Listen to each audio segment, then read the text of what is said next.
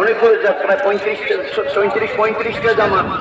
আমরা যেন ওই তশকিলের সাথীরা যেখানে আবু বকর ভাই আছে পাপ্পা উঁচু জায়গায়, ওইখানে গিয়ে কে কোন জামাতে আছে যেন দেখেন। এত হালকার পুরো মোকাম্মল জামাত আছে, এছাড়া কিছু জামাত আছে যেখানে 2-3টা হালকার সাথীকে জুড়ে দেওয়া আছে। ঘাবড়াবার কিছু নেই যে আমি কোন জামাতে আছি, তো পুরো পর্চা ওখান থেকে নেব।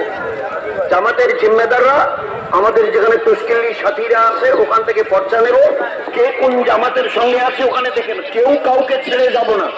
আর পর্চার পিছনে যাওয়ার রুট ভালো করে লিখে দেওয়া আছে। আমাদের জামাত বর্ধমান যাবে, হাওড়ায় যাবে, মগরাহাট কিভাবে যাবে পিছনে সব লিখে দেওয়া আছে।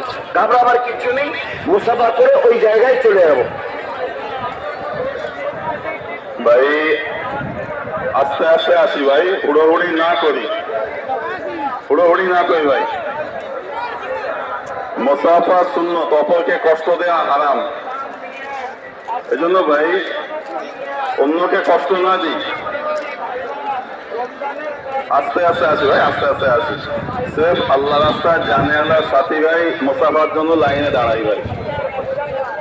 যারা সেফ ইজতেমাতে শিরকত করার জন্য এসছি, শরীক হওয়ার জন্য এসছি ভাই, মেহরবানি করে ইজতেমা মুসাফার লাইনে না দাঁড়াই। এত বড় মজমার সঙ্গে চাইলেও আমাদের হযরত মুসাফা করতে পারবেন না।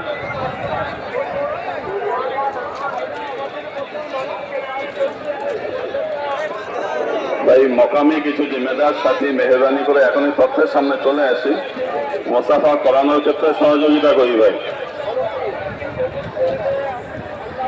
আরামসে আসি ভাই, আরামসে আসে, ইতমিনানের সঙ্গে আসি, কোনো তাড়াহুড়ো না করি।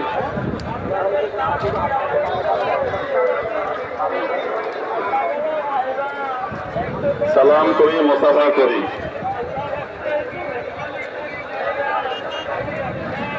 ভাই আবারও বলা হচ্ছে, ভাই ফটো করবেন না, ফটো করবেন না ভাই। ভাই আবারও বলা হচ্ছে আল্লাহ রাস্তায় জানালার সাথীরা বিভিন্ন জেলার নিজের নিজের জেলার তশকিলের জিম্মেদার সাথীদের সঙ্গে আপনারা রাস্তা করুন, ওখান থেকে আপনারা পর্চা নিয়ে জামাত